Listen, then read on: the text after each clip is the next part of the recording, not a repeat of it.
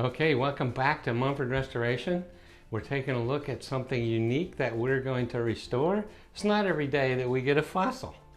So we have a giant mined fossil. I don't even know where it came from. We're still learning from the customer. But you can see that it is quite a very well polished piece with all the chiseled stone from behind to give it that three-dimensional look. And then you can see the picture of the back.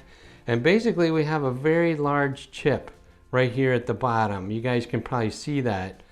So watch for the final and we'll try to show you how did it turn out. Thanks for watching.